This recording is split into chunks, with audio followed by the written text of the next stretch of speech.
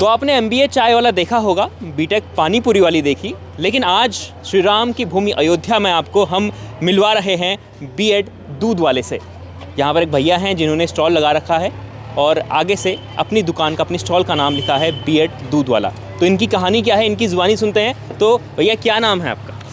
वैसे लिखित नाम हमारा माधव दुबे है जी। गांव में हम फेमस हैं शिव शंकर सत्य भवानी प्रताप दुबे के नाम से। और यहाँ भी तो B.Ed दूध वाले के नाम से। B.Ed दूध वाले के नाम से। कब से आप स्टॉल लगा रहे हैं, क्या आपकी कहानी है? ये 1 मंथ हो गया होगा। एक दिन हम शॉर्ट वीडियो देख रहे थे, शॉर्ट वीडियो में हमने देखा MBA चाय वाला। तो हमने सोचा जब MBA करने के बाद में चाय बेच सकता है, तो हमारा B.Ed का फर्स्ट ईयर था, तो सोचे हम भी लगा लेते हैं। मर्यादा पुरुषोत्तम भगवान राम की नगरी में है, तो हम भी कुछ ना कुछ व्यवसाय कर ही लें तो ज़्यादा अच्छा है। अच्छा। तो हम जब यहाँ दूध लगाए तो मीडिया बंधु हमारे जितने हैं, अच्छा, आए दिन हमसे इस पे चर्चा करते रहे। अच्छा। कि आप B.Ed करने के बाद में सरकार को यहाँ से माननीय योगी जी आते जाते रहते हैं। अच्छा। तो आप उनको दिखाना चाह रहे हैं कि हम बेरोजगार हैं। मैंने कहा नहीं भाई, ऐसा नहीं है। अच्छा। मेरे प्रियवर, हम अयोध्या में खड़ा होकर के मैं आपको ये संदेश देना चाहता हूँ, शिक्षा, अगर जो हम शिक्षित हैं तो हम दूसरे को सम्मान देना जानते हैं, अपना सम्मान पाना जानते हैं, और हम खुद सेल्फ डिपेंड हो जाएं।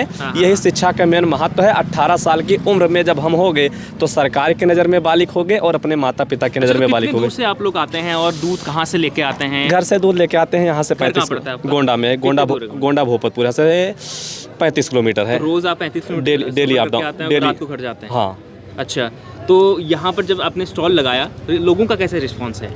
लोगों का अच्छा रिस्पांस है। काफ़ी लोग आते हैं, मिलते हैं, हालचाल होती ही बात होते हैं, भाई साहब ऐसा क्या हुआ कि आप B.Ed करने के बाद में। मैं उनको बताया भैया B.Ed अभी कंप्लीट नहीं हो रहा, फर्स्ट ईयर है, लेकिन B.Ed कर लेने से कोई ऐसी बात नहीं है कि हम बेरोजगार हो गए, हमारे हाथ पैर कट गए। B.Ed कंप्लीट हो जाता। काफ़ी लोग कहते हैं हम बेरोजगार हैं, नहीं, वो काम चोर हैं, कुछ करना नहीं चाहते। आज के समय अगर जो मर्यादा पुरुषोत्तम भगवान राम की पावन नगरी में खड़ा होकर के कोई कहे बेरोजगार हैं, एक हमारे यहाँ के अनुराग ओझा हैं जो आए दिन कहते हैं बेरोजगार हैं।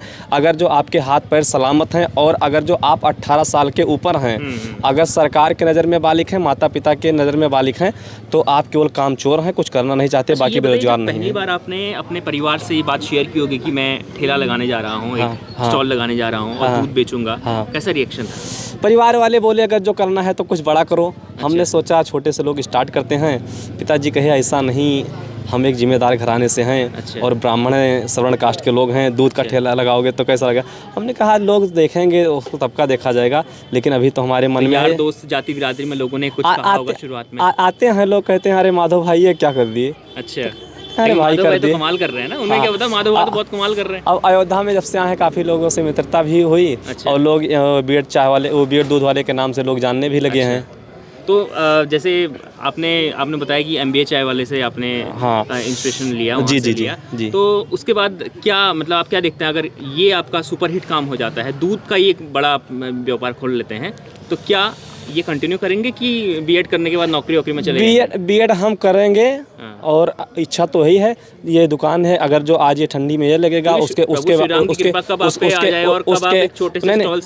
बाद में गर्मी के टाइम में दूसरा व्यवसाय देखेंगे, लेकिन पढ़ाई साथ साथ करते रहेंगे। जब हम B.Ed कर लेंगे तो हम अपने बच्चे को बोल सकते हैं कि बाबू हमने ये इतना पढ़ लिया, तुम और आगे जाओ। नहीं, अगर जो हम सिर्फ इसी पे डिपेंड हो जाएंगे आज करहिया पकड़ करके, तो आने वाले हमारे जो जनरेशन बढ़ेगी तो वो भी यही करेंगे। जैसे आपने दुकान खोली तो पढ़ाई भी आपकी बहुत डिस्टर्ब होगी, कैसे मैनेज कर रहे हैं? नहीं, ऐसा नहीं है, मुझे समय मिल जाता है। अब यहाँ से हम 7 बजे आ गए और 10, साढ़े 10 या 11 तक चले जाएंगे। उसके बाद में सोए, सुबह उठे, अपने चले गए लाइब्रेरी, वहाँ से चले गए दूध लेने।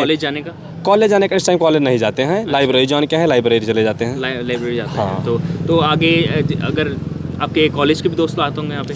आते हैं। तो उन्हें एक कॉलेज कहाँ है ये बताइए? ये नंदी नगर महाविद्यालय नज़दीक में ही है। कितना किलोमीटर पड़ता है यहाँ से? तो 16 किलोमीटर नहीं, 16 किलोमीटर नहीं, 8 किलोमीटर होगा। मतलब वो अयोध्या में रहते होंगे आपके जो क्लासमेट यार दोस्त जो हैं? बहुत कम लोग आते हैं स्टॉल में।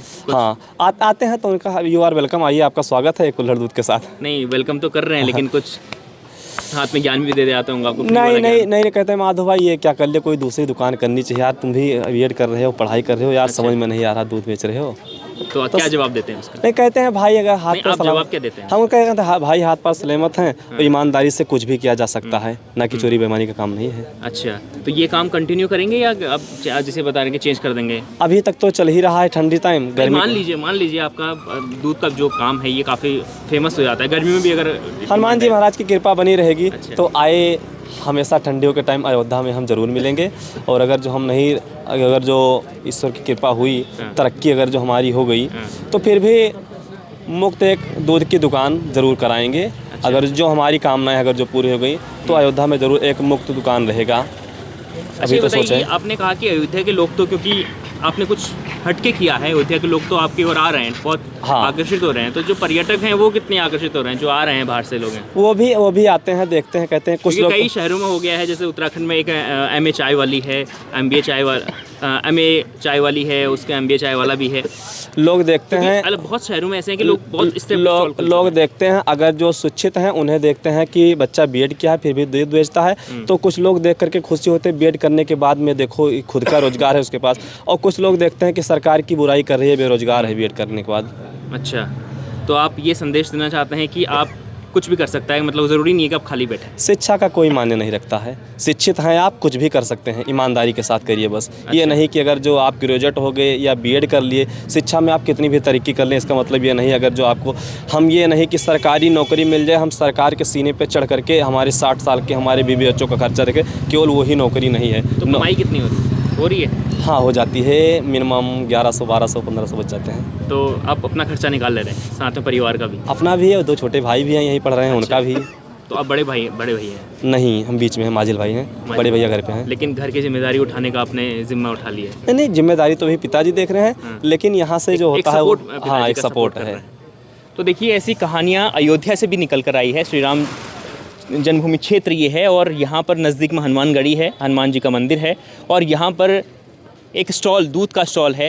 ये अभी बीएड कर रहे हैं, इन्होंने बताया जिस तरीके से। तो ऐसे ही बहुत सुंदर कहानियाँ अयोध्या से भी निकल कर आ रही हैं, क्योंकि अयोध्या के जो लोग हैं, मैंने आपको पहले भी कई स्टोरी जैसे दिखाई, जहाँ पर अयोध्या के जो युवा हैं उनका जोश देखकर, उनकी जानकारियाँ देखकर, उनका व्यवहार देखकर तो आप लोग और हम लोग बहुत ही पहले ही बहुत खुश हो चुके हैं। लेकिन इस प्रकार की जो प्रेरणादायी स्टोरियाँ कहानियाँ निकल कर आ रही हैं, वो भी हमारे हिंदुस्तान के लिए और हमारे देश के लिए बहुत बेहतर है। India.com पर ऐसी खबरें हम लगातार आपको दिखाएंगे। देखते रहिए India.com।